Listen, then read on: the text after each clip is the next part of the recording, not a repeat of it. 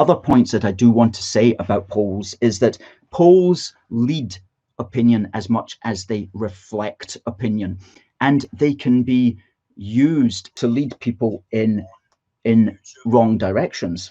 They are also deliberately engineered to create talking points for the media.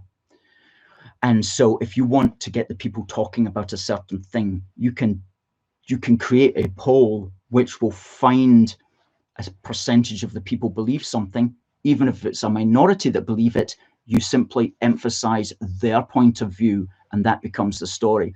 10% of people think that they should walk backwards down the street. And then it suddenly becomes, should we all walk backwards down the street? And they do another poll a month later, and it's 25% of people think that's a good idea. And so it goes on. So polls can easily be used to manipulate people, believe me, easily used. So we have to always remember that when we're looking at it. We also need to remember that polls are a snapshot in time, okay? They don't represent a fixed position, because voters are moving all the time in relation to the information that is provided and in relation to the circumstances of the moment. So people are moving all the time in their positions. So polls don't represent a fixed point of view. However, listen carefully to the lamestream Scottish media, and you will find out that the new talking point is that this is a fixed position. Okay, so the useless Scottish media is moving to the position that this is a fixed position, when of course it's not, and they know it's not.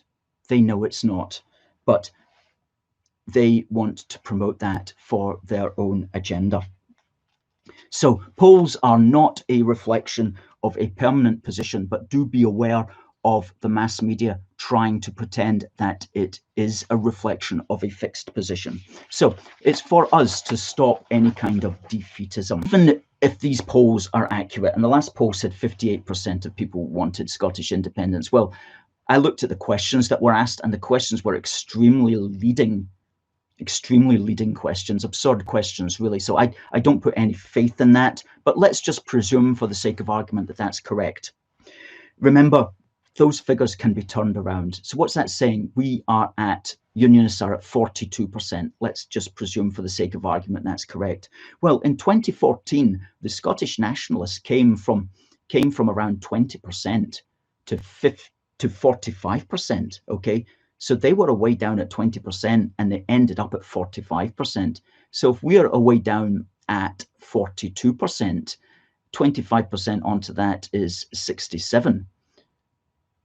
So we could easily get right back up there again. In fact, we could get right back up to being more than we were in 2014. And we've always said this at A Force for Good. You know, if there were ever, God forbid, a second referendum, we have to get more than 55% this time. We have to blow them out the water. Okay, 67% would be very nice. That would put it to bed. That would put it to bed. But if there was a second referendum and it was, 1% difference or something like that, well, that's game on for a third referendum. So we have to win the second referendum. If it happens, God forbid. But if it happens, we have to win bigly. We have to win bigly in order to put an end to it. And of course, we can do that. We can do that because there are lots of things which are not properly being articulated at the moment and which are not being emphasized. And let me give you a for instance.